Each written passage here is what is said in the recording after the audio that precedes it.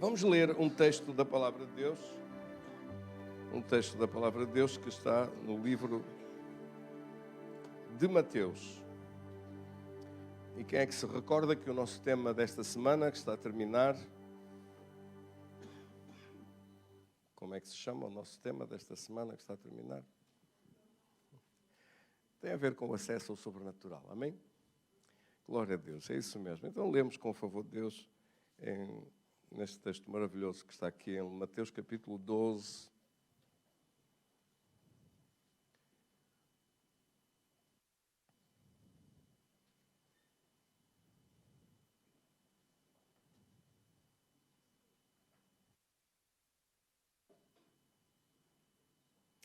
Diz assim, então, lhe trouxeram um endemoniado cego e mudo, e ele o curou, passando o mudo a falar e a ver. Versículo 23. E toda a multidão se admirava e dizia, é este, porventura, o filho de David? Ou seja, o Messias, não é? Mas os fariseus, diga comigo, mas os fariseus, ouvindo isto, murmuravam, este não expele demónios, senão pelo poder de Belzebu, maioral dos demónios. Jesus, porém, conhecendo-lhes os pensamentos, disse, todo o reino dividido contra si mesmo ficará deserto, e toda a cidade ou casa dividida contra si mesma não subsistirá. Versículo 26. Se Satanás expulsa ou expele, Satanás dividido está contra si mesmo. Como, pois, subsistirá o seu reino? E no versículo 27 diz, lemos juntos, se eu expulso demónios por Belzebu, por quem os expulsam vossos filhos? Por isso, eles mesmos serão vossos juízes. Se, porém, eu expulso os demónios pelo Espírito de Deus, certamente é chegado o reino de Deus sobre vós. Querido Senhor, damos-te graças da tua vitória, da tua bênção tão grande sobre a nossa vida. Oramos em nome de Jesus pelo teu poder, pelo teu favor sobre a vida dos teus filhos. Em nome de Cristo, Senhor. Meus queridos irmãos, tenha a gentileza de sentar.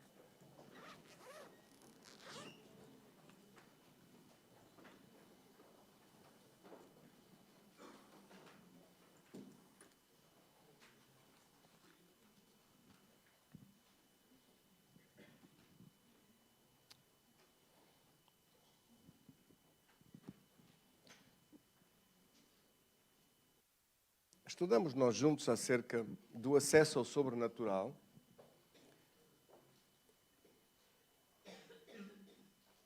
E ele é indissociável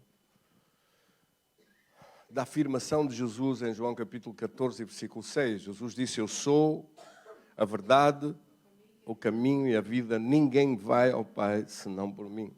Quando Jesus faz uma declaração destas, tão absoluta, tão extraordinária, dizendo não que ele sabe a verdade ou que ele conhece alguma coisa que é verdadeiro, mas que ele é a verdade, que ele é como existência, ele é a própria fonte da verdade, de onde jorra a verdade, de onde saem princípios, leis, conhecimento, verdade que é eterna, princípios que não mudam,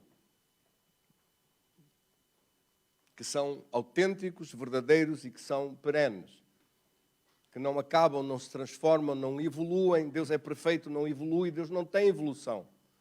Não há evolução na perfeição. E não há perfeição sem o que é absoluto. E tudo o que é conceito de absoluto, filosoficamente e teologicamente, é Deus. Deus é absoluto.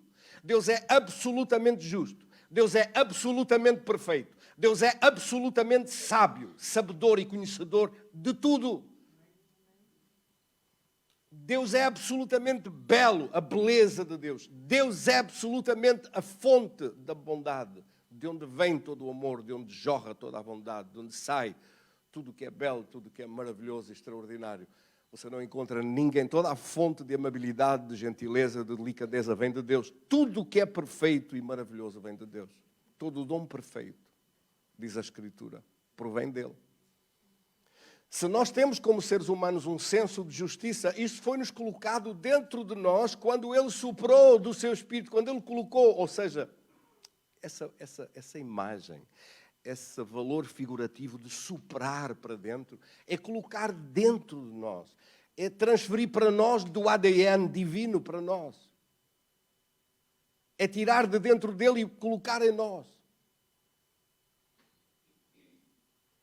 E nasceu uma vida.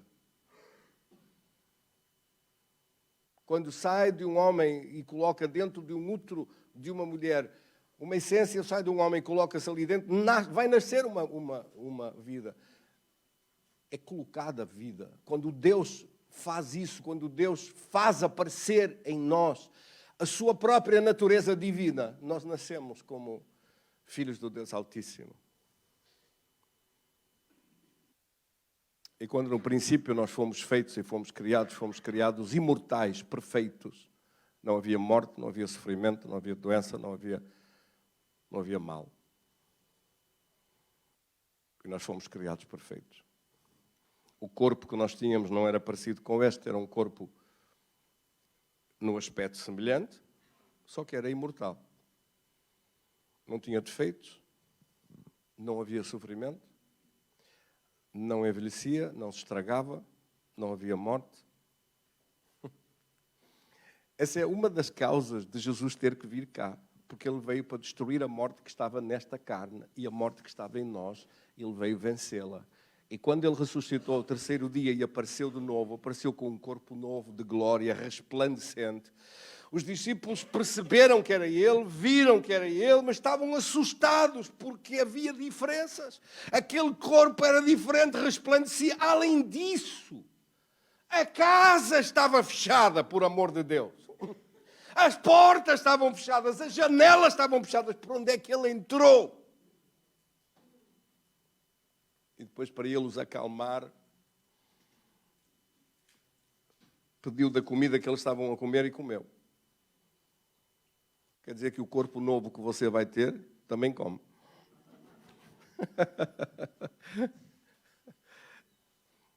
E disse para eles, tocai-me e vede.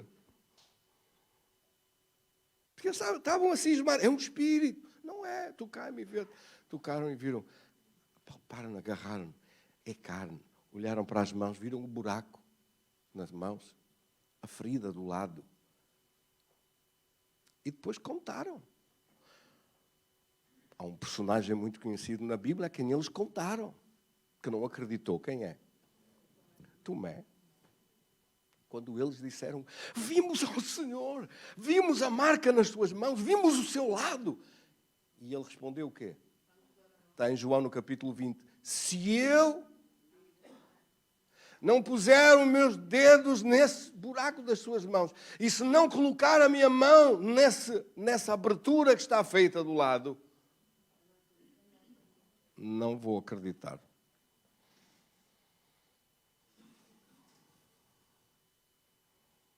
Quando Jesus, passado uma semana, apareceu outra vez, Tomé estava lá.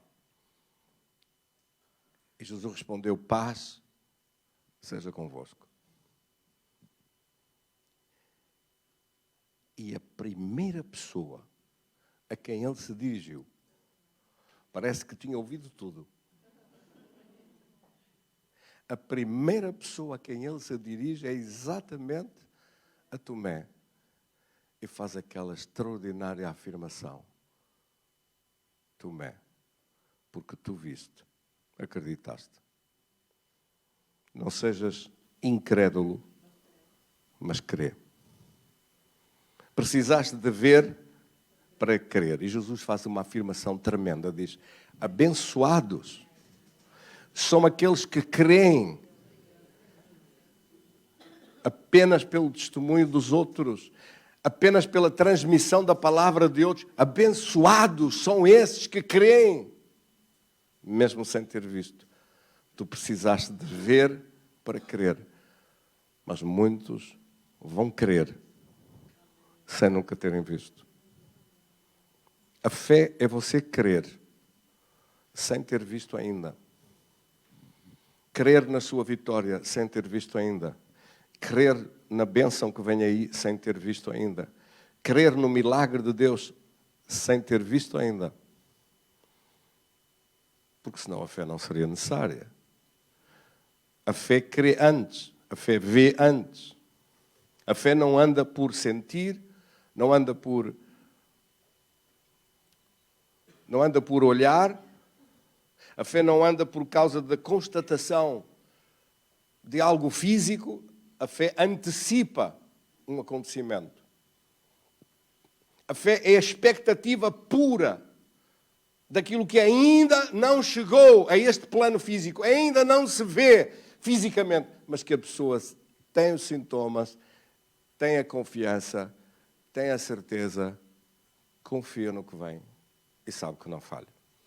Então nós preparamos-nos para avançar, para conquistar maiores bênçãos de Deus e maiores milagres de Deus quando cremos. Quando é que vai crer? Há gente que não fica curada, sabe porquê?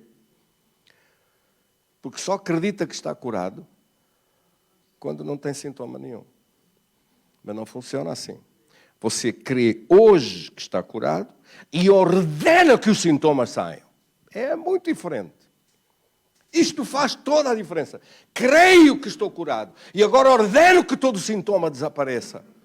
Porque todo sintoma mau, toda a dor, todo o mal-estar está condenado a desaparecer porque eu já recebi a minha cura.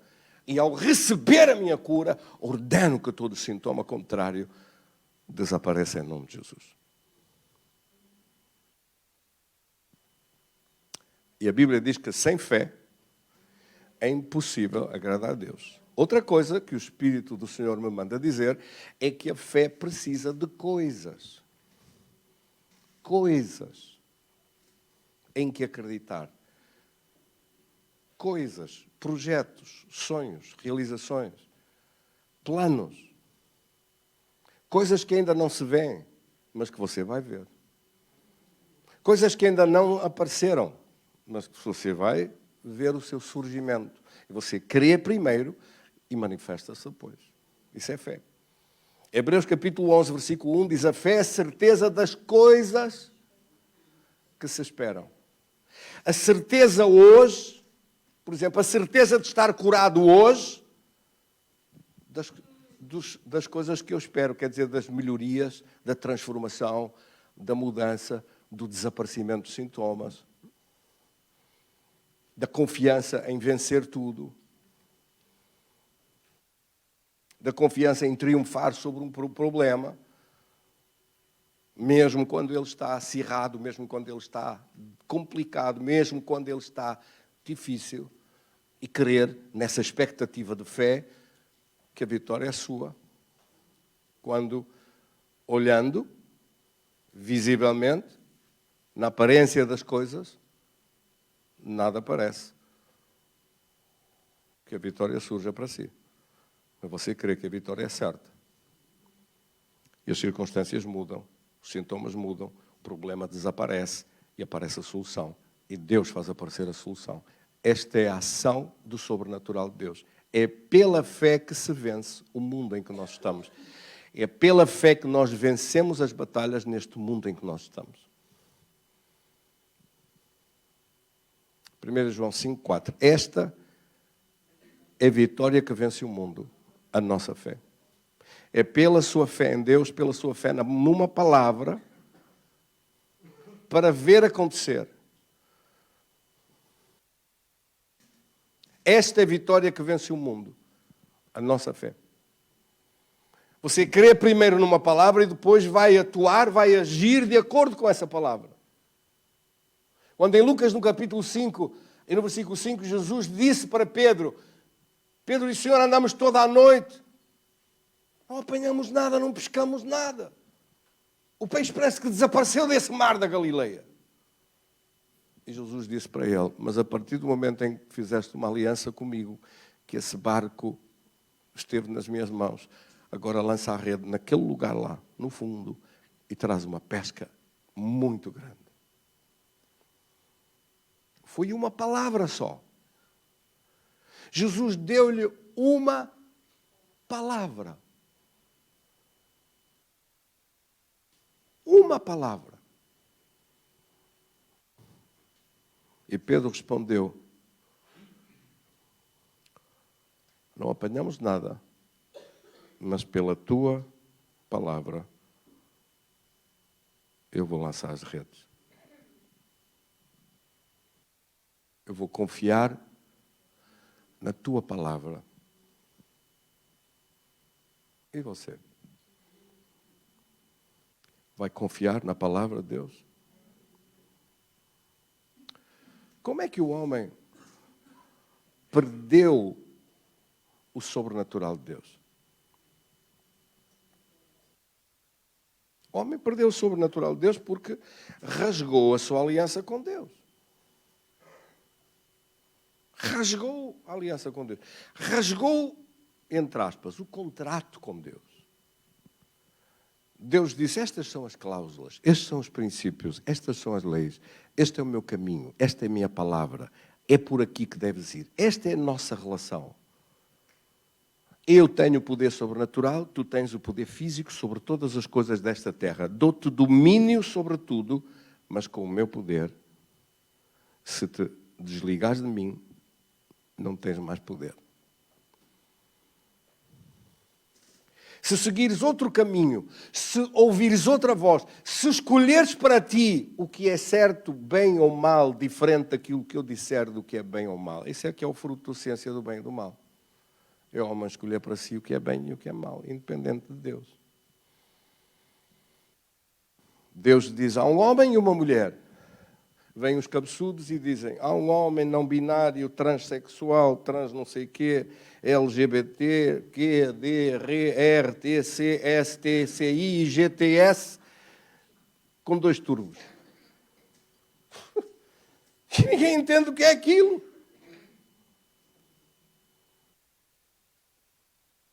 Porque se você hoje encontrar numas escavações uns ossos de um romano e for ver o ADN que lá está, vai saber se é homem ou mulher. Há 100 anos atrás, até aos ossos está impregnado o ADN, se é macho, se é fêmea.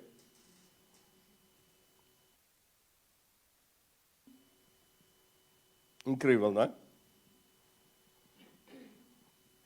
Mas agora pretende-se lançar uma confusão na cabeça de crianças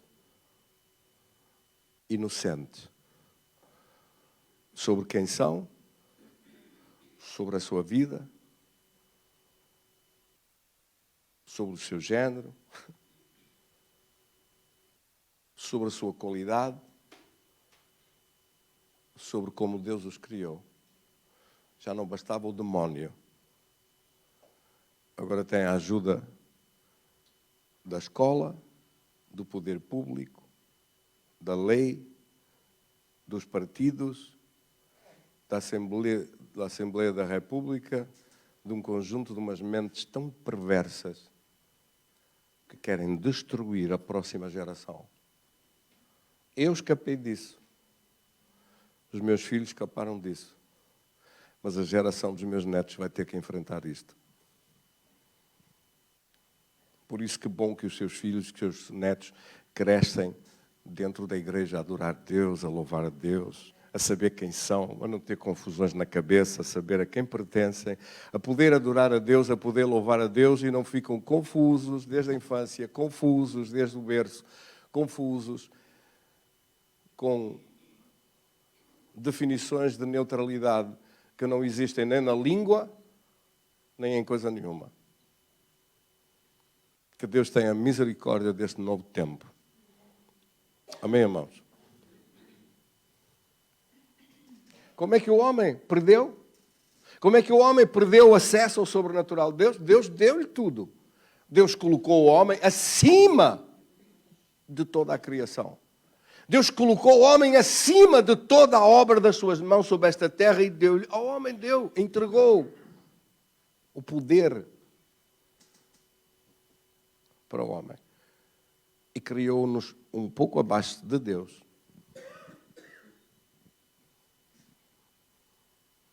Mas quando o homem rasgou a sua aliança com Deus, e preferiu seguir outras vozes, outro caminho, outras propostas. Escolheu. E como você aqui pode ver, só a partir desse momento é que a morte entrou. É que o poder sobrenatural de Deus na vida humana se perdeu, que a unção de Deus se perdeu, que a glória de Deus se perdeu. E de repente a glória que cobria o homem como uma roupagem, que o envolvia como uma roupa, como se fosse uma roupagem que o vestia, de repente levantou e desapareceu. E quando Deus chama pelo homem, ele esconde-se e diz: estava nu. Estava nu? Eu pergunto, ele estava nu? Não, não estava. Ele estava vestido com a glória de Deus. Não estava nu. Mas quando a glória foi embora, quando essa vestimenta da glória de Deus que o envolvia, quando o poder resplandecente da glória de Deus que vestia o homem saiu, ele ficou nu. De facto ficou. Não estava, ficou. Estava nu, escondi-me. Escondeu-se? Então estava nu antes? Estava vestido da glória de Deus. A glória de Deus caiu dele, saiu dele, é melhor dizer, saiu. Quem caiu não foi a glória, quem caiu foi o homem. A glória saiu do homem. Não é isso que a Bíblia diz? Romanos capítulo 3, versículo 23, leia comigo. Diz assim: porque todos pecaram, aqui diz carecem. Que pena que diz carecem. É melhor ler a outra versão da tradução bíblica que diz caíram ou destituídos. Todos que pecaram foram destituídos da glória de Deus. Destituídos, ou a glória de Deus, ou caíram da glória de Deus. Caíram daquela glória que Deus nos tinha criado originalmente. Ou seja, do poder sobrenatural com que Deus nos criou. Do poder que dava domínio ao homem. Domínio sobre si, domínio sobre a vida, domínio sobre as circunstâncias, domínio sobre os peixes do mar, as aves dos céus, animais do campo, domínio sobre... Domínio, sabe onde é que o domínio começa? Por nós. Domínio sobre nós próprios. Domínio sobre a nossa vida. Domínio sobre a nossa saúde. Domínio sobre o nosso trabalho, sobre a obra das nossas mãos. O domínio começa por si próprio. Mas hoje a vida humana parece que não há domínio de nada. As pessoas parecem não ter domínio de coisa nenhuma na sua vida. E, no entanto, Deus criou-nos com esta glória que nos dava acesso a um poder, a um domínio que era permanente na nossa vida. Amém, irmãos? Como dissemos, quando é que isto aconteceu? Quando a aliança com Deus se rompeu. Quando o homem rasgou a aliança com Deus, quando aparece o diabo e diz assim: para que é que estás a acreditar nele? Para que é que estás a levar tão a sério esta palavra? Eu tenho outras propostas. Eu tenho outra visão diferente das coisas.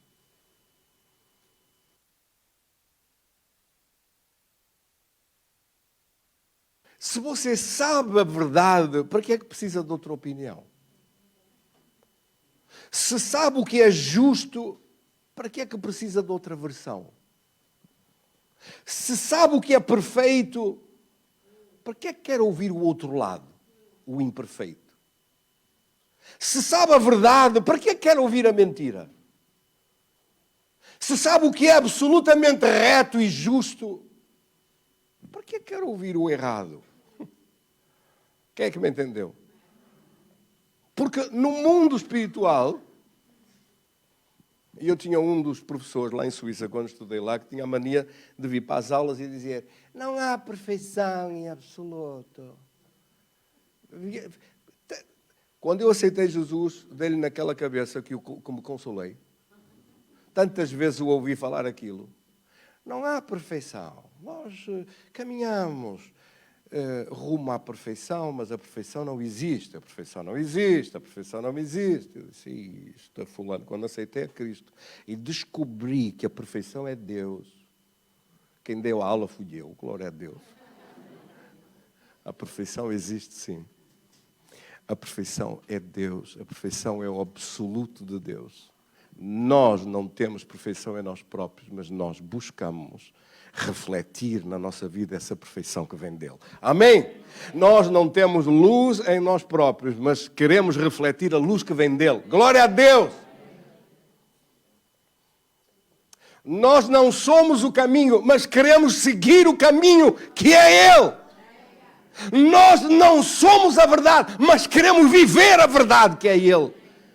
Porque é o único que nos conduz à vida e o único que nos conduz a uma eternidade da glória de Deus. Porque é também o único que veio aqui e pagou a nossa dívida dessa destruição da aliança com Deus que todos nós fizemos um dia. Todos nós erramos. Todos nós nos descarriamos como ovelhas, cada um seguindo o seu próprio caminho. Diz a palavra de Deus em Isaías 53, versículo 6. Todos nós nos desgarramos, nos descarrilamos. Todos nós fomos, cada um por um lado e por outro. Andávamos desgarrados, desviados. Isto aconteceu com todos. E é por causa disso que o sofrimento vem. Quando você pergunta, qual é a causa do sofrimento?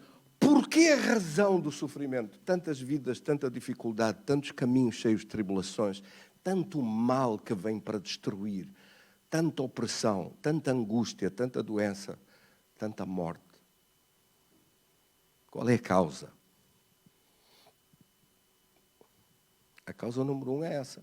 Começa lá atrás, com a separação da nossa aliança com Deus. E o resto são consequências. Até Jesus vir a demonstrar aqui as consequências que isso teve, o preço que isso custou, o pagamento que ele efetuou da nossa dívida com a justiça de Deus. Amém? E de nos dar uma nova oportunidade de caminhar com ele e caminhar com o poder de Deus. Por isso é que não há salvação em ninguém mais a não ser em Cristo. Porque também não há outro caminho para Deus a não ser Cristo. E também ninguém morreu numa cruz e venceu a morte e ressuscitou ao terceiro dia com um corpo de glória igual àquele que Adão tinha no princípio. Jesus é que fez esse caminho. Veio aqui, sendo Deus fez-se homem, e vencendo a morte, retornou para a glória e mostrou-se com um corpo de glória e disse, eu vou-vos dar um corpo igual a este, se vós me seguirdes. E encontrar-nos-emos outra vez lá em cima, se vós quiseres viver pela minha palavra. E se em vez de rasgar a aliança, fizeres uma aliança comigo. No Velho Testamento, o valor figurativo da demonstração da aliança com Deus era a Arca da Aliança. No Novo Testamento é Santa Ceia. Tomai e comei, isto é o meu corpo. Tomai e bebei, isto é o meu sangue, o sangue de uma nova aliança. O sangue derramado por vós, o sangue de uma nova aliança e que é derramado por vós. Derramado por vós quer dizer derramado em seu lugar, derramado por vossa causa, derramado para ocupar um pagamento que era vosso, pago eu. Vou lá eu e pago eu. Também não tínhamos valor suficiente para pagar aquilo, não é? Não tínhamos condições de pagar aquilo, não tínhamos valor suficiente para pagar tal conta. Mas ele veio, e não tendo dívidas de si próprio, mas tendo um valor absolutamente excedentário, pôde pagar a nossa conta. E pôde pagar as nossas dívidas. E todos nós entendemos que nós, infelizmente, ao longo da nossa vida, fizemos muitas dívidas contra a justiça de Deus.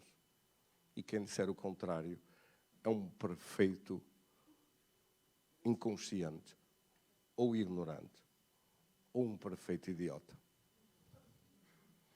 Quem disser que viveu uma vida absolutamente perfeita e irrepreensível, só pode ser ou um inconsciente, ou um ignorante.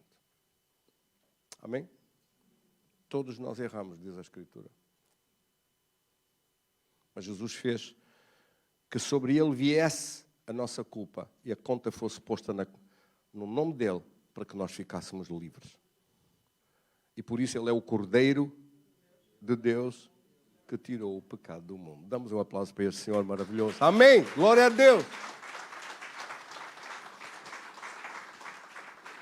Agora, por favor, meus irmãos, entenda que quando Jesus vem em Apocalipse, por exemplo, ele vem convidar, ele vem chamar e convidar.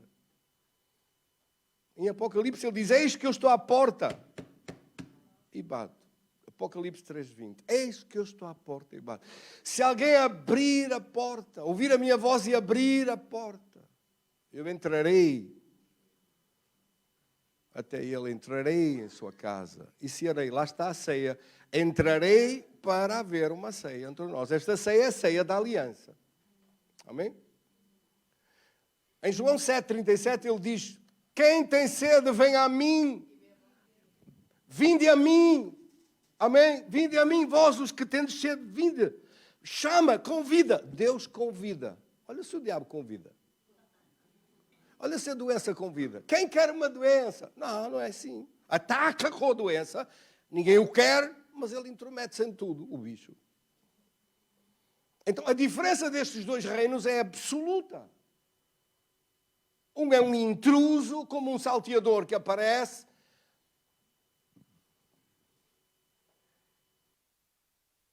O outro convida. O outro vem, estende a mão, convida. Chama-nos.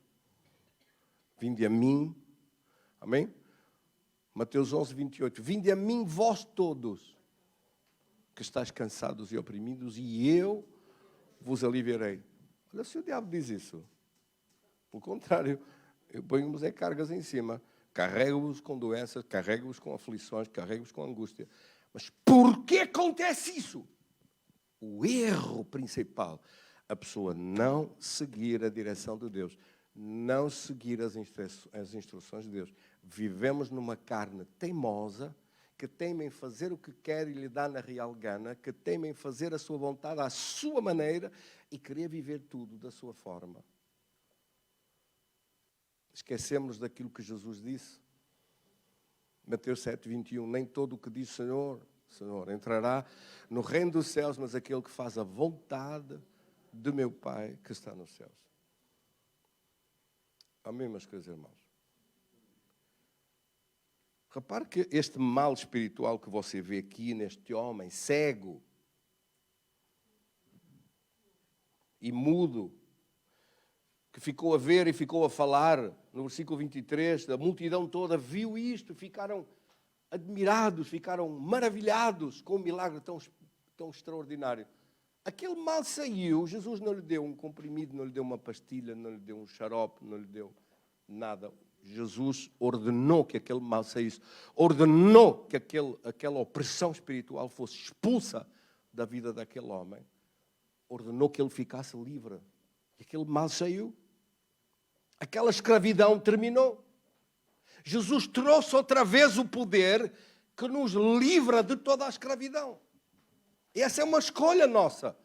Nós podemos ouvir a voz de Deus, podemos juntar-nos para caminhar juntos com o poder de Deus, podemos ser abençoados debaixo da bênção de Deus, ou podemos, cada um, seguir o seu caminho à sua maneira e receber as consequências disso, porque, lembre-se bem, só há dois reinos, só há dois reis, dois senhores, dois caminhos e dois destinos eternos.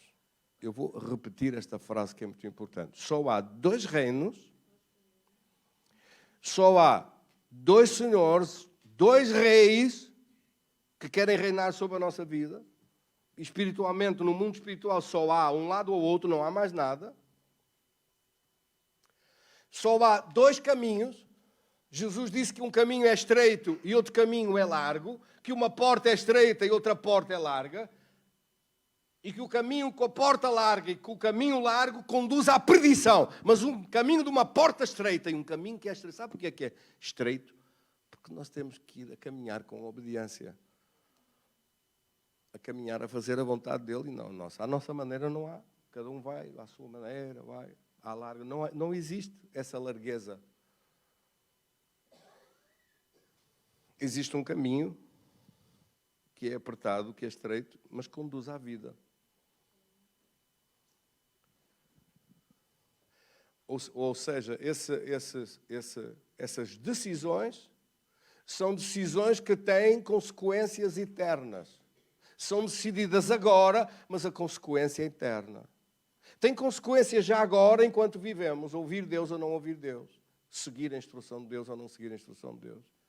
Há momentos na nossa vida, há pessoas que dizem assim, mas eu já sou crente, eu faço a vontade de Deus. Sabe o que é fazer a vontade de Deus? É dizer, Senhor, tenho este problema, como é que eu resolvo? Se fosses tu aqui, como resolvias? Dirige-me tu, diz-me como eu devo fazer. Diz-me como eu devo decidir. Estou com um problema nas minhas mãos. Não sei como fazer. O que me apetece eu nem vou dizer. Assim pode-lhe apetecer muitas coisas. Pode-lhe apetecer ralhar, pode-lhe apetecer dar pontapés às coisas, pode-lhe apetecer barafustar, pode-lhe apetecer sei lá o quê.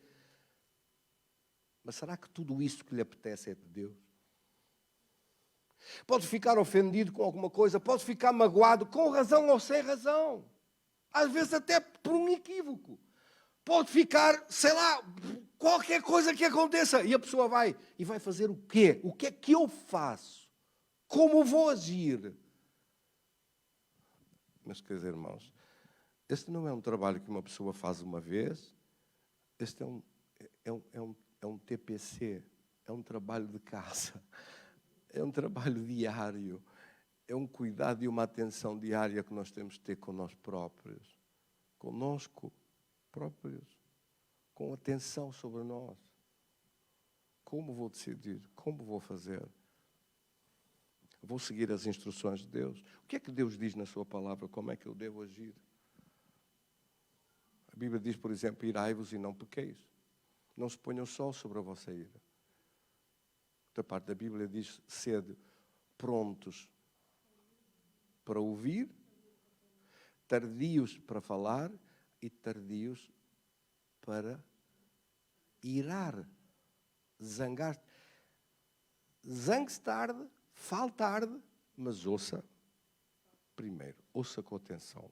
Ouça e pergunte. Porquê? Porque a pessoa vai tomar decisões. Ouça Deus.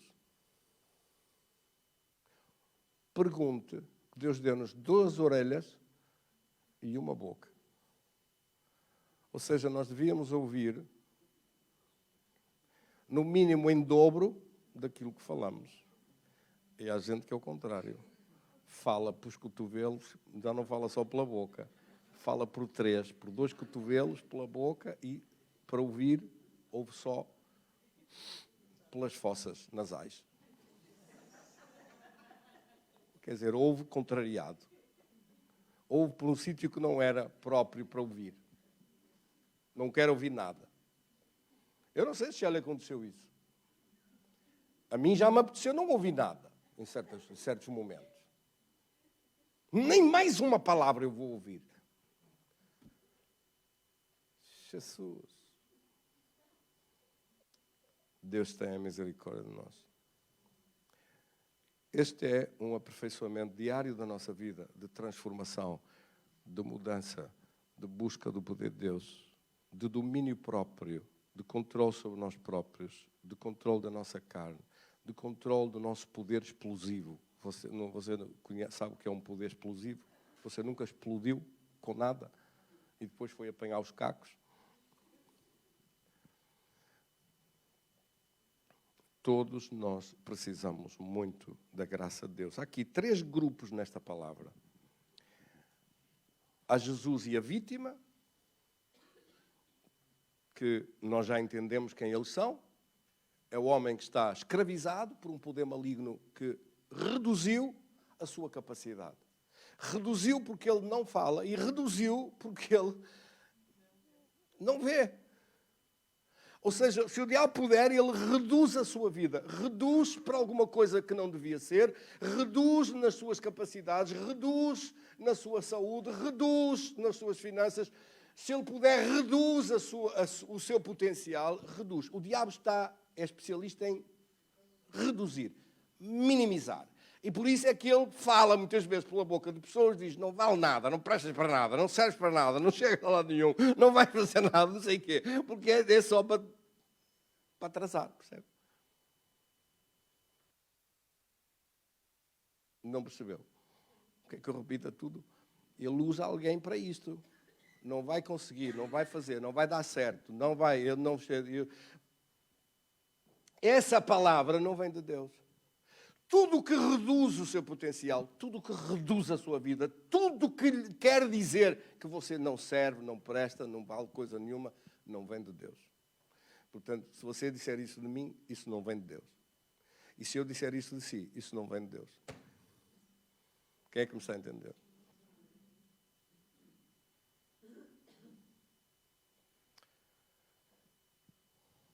O diabo reduziu a vida deste homem, inutilizou-o, paralisou-o, reduziu-o a tal ponto que ele é trazido a Jesus exatamente porque é um escravo, dominado, oprimido. E Jesus expulsa o mal que o controlava. Expulsa um ser espiritual que o dominava. E como o diabo, porque este homem até podia tomar calmantes, até podia tomar um chá de tília todos os dias, com os pozinhos calmantes para ver se se acalmava. Ele tomava, mas o demónio que estava nele não toma a pastilha, nem toma o chá, nem toma o xarope. O demónio que está a causar o problema não toma nada, porque ele não é físico. Você não pode combater um mal espiritual com uma pomada física. Quem é que me entendeu? Você não expulsa uma coisa espiritual, tem que expulsar com um poder da mesma grandeza, ou da mesma qualidade, ou do mesmo tipo. Tem que ser um poder espiritual para expulsar um problema espiritual. Tem que ser um poder maior para expulsar uma coisa que lá está, do mesmo género. O diabo não toma a pastilha. Há pessoas com o demónio, mas aquela pessoa não toma a pastilha. O médico, o psiquiatra diz, toma a medicação. A pessoa toma, mas o demónio que lá está, não. Quem é que me entendeu? Por isso a pessoa vai continuar a sofrer e vai continuar a estar dependente do problema, porque acalma, é um analgésico, mas não resolve. Porque o mal, enquanto estiver lá, enquanto o demónio estiver lá, o problema não sai. Fica atordoado momentaneamente, passa melhor, dorme melhor, uma soneca, mas está na mesma lá. Quando acordar, o demónio está lá. E vai fazer outra vez a mesma coisa. Porque ele não sai, a não ser com um poder maior que o expulse. E esse poder maior é o poder sobrenatural que vem de Deus. E esse poder só se recebe quando nós fazemos uma aliança com Deus. Amém? Por isso é que você esqueça a religião, porque a religião não tem nada a ver com isto. O que é a religião? A religião é como um partido religioso, um partido político ou religioso. Acreditam em umas certas coisas, fazem umas leis próprias, fazem um catecismo próprio, fazem um caminho próprio, dizem, nós é que somos. E Jesus vem e diz, eu é que sou. E eles, fora com ele, matem-no. E mataram-no. Porque a religião quer pôr-se no lugar de Deus. E lutam uns contra os outros dizendo, aqueles não prestam, nós é que somos lindos. Aqui não há ninguém bonito, meus queridos irmãos. Só há um lindo e maravilhoso, que é Cristo, e é Ele que nós temos que seguir, e é Ele que nós queremos amar, é Ele com quem nós temos uma aliança, é Ele que nós lhe agradecemos todos os dias de ter dado a sua vida por nós. Amém?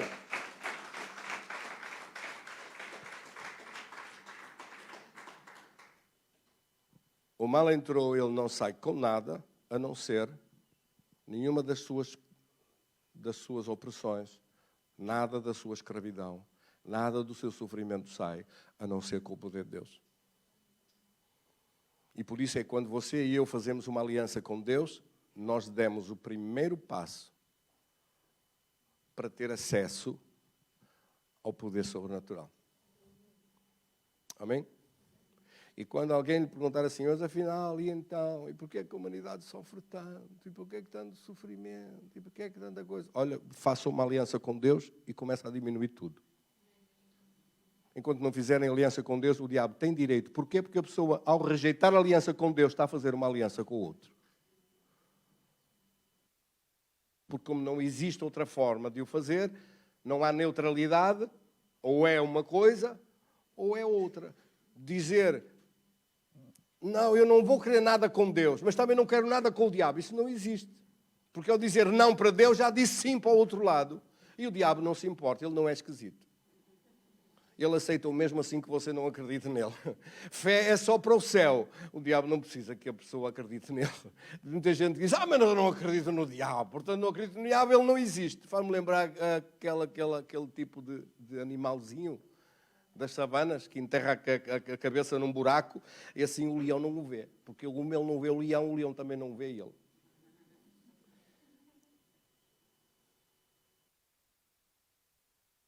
Esta gente acha que por não acreditarem em Satanás, que ele desaparece.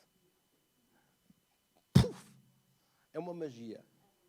Eu não acredito no diabo, nem acredito no inferno, nem acredito em nada. Por isso, desapareceu.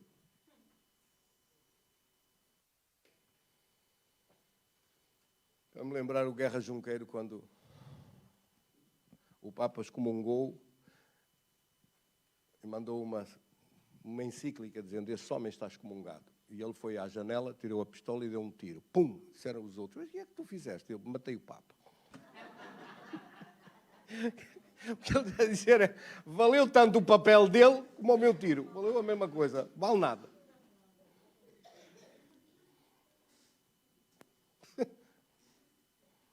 Vale zero. Quem é que me entendeu? Bendito seja Deus. Mas, meus queridos irmãos, quando Deus criou tudo e criou tudo perfeito, então quem é que criou o mal? Foi Deus que criou? Mas Deus não disse que era tudo bom? Se era tudo bom, como é que apareceu o mal? A Bíblia diz que Deus, de todos os seres criados, criou um ser extraordinário entre os querubins, que são vários, criou um deles, a quem deu 1/3 do poder dos céus, com anjos às suas ordens. E ele foi chamado o anjo luz. E era um querubim ungido, resplandecente de formosura. Como a grandeza dele era tanta, ele achou-se no direito de tirar Deus do trono dele e sentar-se lá ele. Não teve ninguém para o tentar, não teve ninguém para o enganar, não teve ninguém para o desencaminhar, como nós tivemos. Nós fomos enganados, desencaminhados, são-nos ditas impressões e coisas na nossa vida para nós nos desviarmos, mas o diabo não teve ninguém para lhe fazer nada, não existia mal. Ele corrompeu-se ele próprio na sua própria soberba, na sua própria arrogância, no seu próprio orgulho, na sua própria vaidade, achando-se o máximo. Deus sabia que isto ia acontecer? Com certeza que sabia. Mesmo assim, permitiu que isto acontecesse. Porquê é que permitiu? Porque Deus criou a todos nós com livre possibilidade de escolher o que queremos para a nossa vida e o que escolhemos para nós. Em Ezequiel capítulo 28, no versículo 13, a Bíblia diz acerca deste querubim ungido.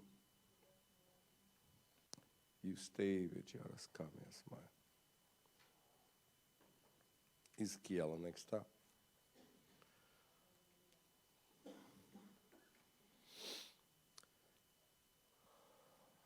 estiveste no Éden, jardim de Deus, de toda a pedra preciosa era a tua cobertura. Sardônia, topázio, diamante, turquesa, ônix, jaspe, safira, carbúnculo, esmeralda e ouro. Em ti se faziam os teus tambores e os teus pífanos. Ele era o líder de tudo o que tinha a ver com o louvor, a música, a adoração. E foi escolhido para fazer essa parte da responsabilidade com Deus, da sua ação com Deus, do seu serviço com Deus. No versículo 14 diz assim: tu eras querubim ungido e te estabeleci. Permanecias no monte santo de Deus, quer dizer, na própria presença de Deus, no lugar mais alto da proximidade com Deus. Versículo 15: perfeito eras nos teus caminhos, desde o dia em que foste criado, até que se achou iniquidade em ti, que se achou rebelião em ti, que se achou mudança em ti, que se achou orgulho em ti, que se achou vaidade em ti, que se achou que querias fazer as coisas todas à tua maneira. Já reparou que há gente que não se submete a nada, que não aceita nada, que não para ouvir um conselho, que não busca escutar nada, quer tudo, fazer tudo à pressão, à sua maneira, à sua força, às suas coisas. Tem que ser assim. Todo o resto do universo é que tem que se ajustar a eles. E eles não se adaptam a ninguém, eles não mudam em nada. Tudo é que tem que mudar. Tudo gravita em volta da sua essência. Ou seja, esta gente quer ocupar o lugar de Deus. O diabo é, sim, egocêntrico. A nossa vida é uma vida cristocêntrica.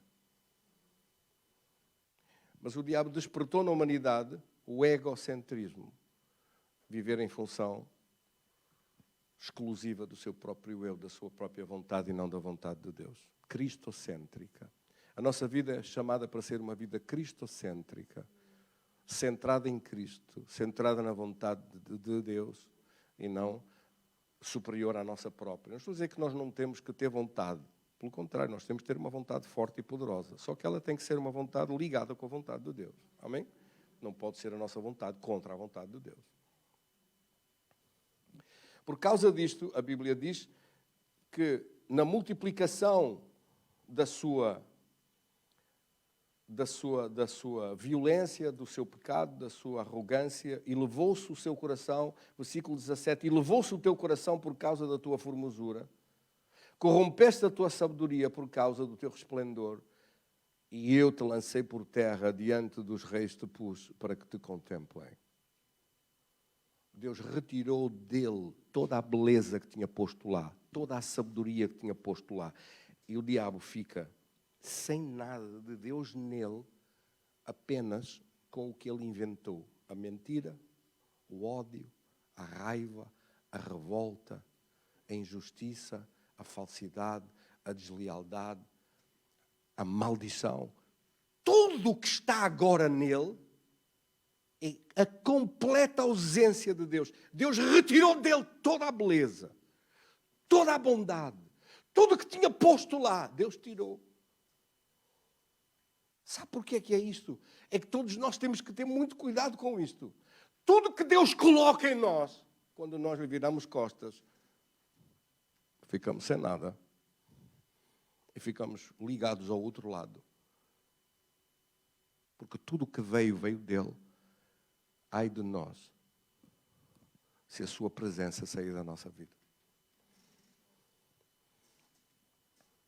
E por isso é que todos nós temos que ter muita atenção nos frutos da carne. E devemos ter muita atenção naquilo que são as raivas, as contendas, as brigas, as más palavras, as ofensas, as mágoas, as confusões, porque nada disso vem de Deus. Os frutos do Espírito, Gálatas, no capítulo 5. E no versículo 22, diz, mas o fruto do Espírito é amor, alegria, paz, Paciência, longanimidade é paciência. Benignidade é amabilidade. Sabe de onde é que vem esta amabilidade toda? Vem do dono do ser mais amável que você alguma vez imagina à face desta terra, Deus. Toda a amabilidade vem de Deus. Toda a gentileza vem de Deus. Toda a delicadeza vem de Deus. Toda a bondade vem dele. E esses frutos saem através da nossa vida quando nós estamos ligados numa aliança com Deus. São frutos que nascem no nosso espírito, nascem no nosso interior. Não deixe que no seu interior nasça, em vez da bondade, a maldade. Em vez do amor, o ódio. Em vez da paz, o desassossego completo. Há gente que nem tem sossego, nem dá sossego a ninguém. Há gente que vive desassossegado e atrapalha o mundo. Não tem paz, nem dá paz nenhuma. Não tem sossego, nem sossega com nada. Por mais que lhe dê, nada está bem. Porque a pessoa não está bem. Dentro de si não está bem. Se puser bem, fica tudo bem. Mas não se põe bem. E não há nada que o ponha bem. E por mais que lhe dê, nada consola. E nada chega. E nada basta. Nada é suficiente. Porque a pessoa é uma infeliz que ali está. Quando arrancar tudo do mal que está dentro de si e deixar encher com a bondade de Deus, com o amor de Deus, com a graça de Deus, com o favor de Deus, com a amabilidade de Deus, com a gentileza. Há gente que não aprendeu nada na igreja a ser amável, a ser atenciosos, a ser gentis, a ser educados, a ser bondosos, a ser generosos, a ser solidários. Nadinha. Tem um coração que é um calhau. Sempre pronto a tirar pedras, sempre a guardar coisas para me esconder que vou tirar. Vou tirar primeiro antes que me atirem. Parece um miúdo reguilo, um refilão que não foi educado, precisava ter levado 2 palmadas em pequenito e não apanhou. E não se educou, e não lhe puseram limites. E agora vive a correr à rédea solta a fazer o que lhe apetece. Não vai dar certo. Há pessoas que fizeram as juntadinhas todas em pequeninos. E faziam birras. E diziam que se atiravam da varanda. E faziam mais birras. E foram fazendo tudo e acharam que o caminho da birra resulta. E agora têm 50 anos e são uns embirrentos com tudo. Acham que vai dar certo o caminho da birra. Não vai, não.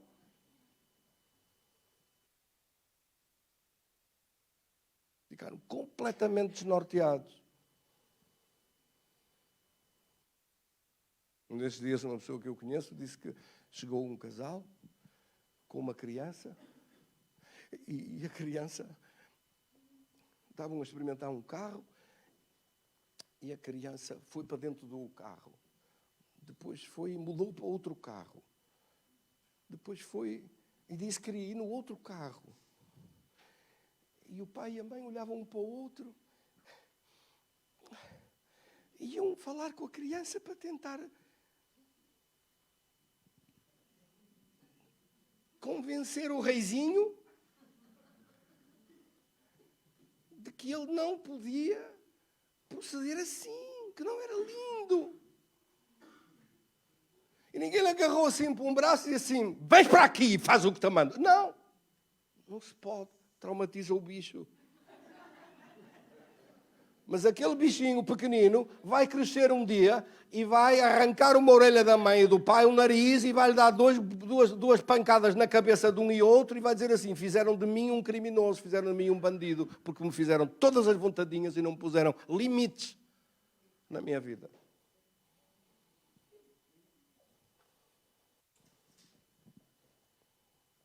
Não sei porque é que estou a dizer isto hoje.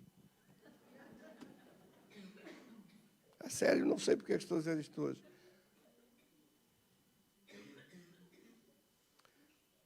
Sinceramente que não. O diabo quis fazer tudo à maneira dele, quis fazer tudo como quis. Deus expulsou. E Deus ficou a observar e disse, agora todos os que quiserem ser iguais como tu vão-te seguir. E todos os que forem da mesma plumagem vão atrás de ti.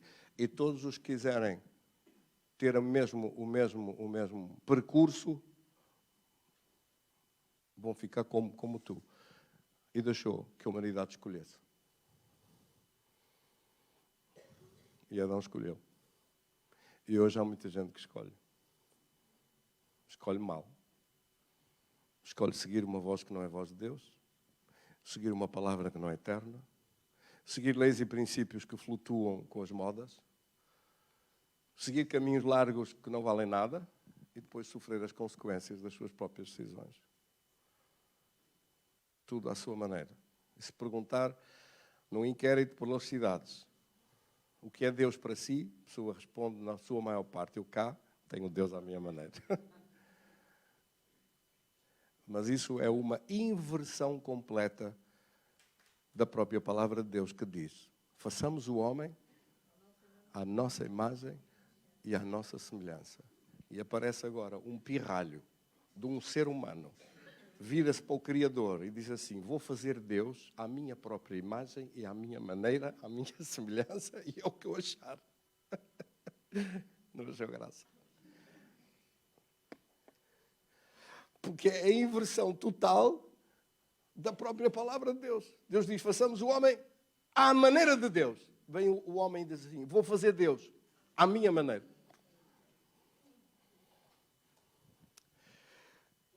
O significado disso é que esta pessoa não conhece Deus. Porque nunca diria uma coisa dessas, nunca faria uma afirmação destas que conhecesse Deus. Quando alguém falar para si e disser: eu cá tenho Deus à minha maneira, você está diante de uma pessoa que não conhece Deus. Porque nunca diria isso se conhecesse Deus. Nunca diria esse insulto contra Deus: vou-te fazer à minha maneira. Tu vais ser um Deus cá à minha maneira. Pensando bem, a pessoa tem que se arrepender e tem que dizer: Senhor, perdoa-me, que eu não sabia. Eu vou viver à tua maneira, vou viver o teu caminho, vou fazer a tua vontade. Eu quero viver com o sobrenatural de Deus, não quero ser escravo de Satanás, quero ter poder de Deus na minha vida. Quero ter acesso ao poder de Deus e ao sobrenatural de Deus na minha vida. Amém? Bendito seja Deus. Então, meus queridos irmãos, para terminar, o homem caiu desta glória de Deus e durante a vida tem que fazer uma escolha. Qual caminho vai seguir? Qual reino vai amar? Quais princípios vai adotar? Qual palavra vai ouvir? Qual voz vai escutar e vai dar seguimento na sua vida? E aceitar as consequências dessa escolha. Somos nós quem escolhe.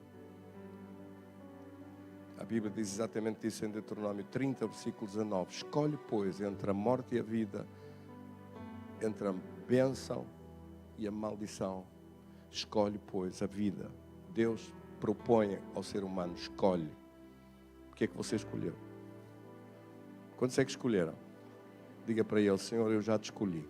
Tu és o meu rei, o meu Senhor. O teu caminho é o meu caminho. A tua palavra é minha palavra.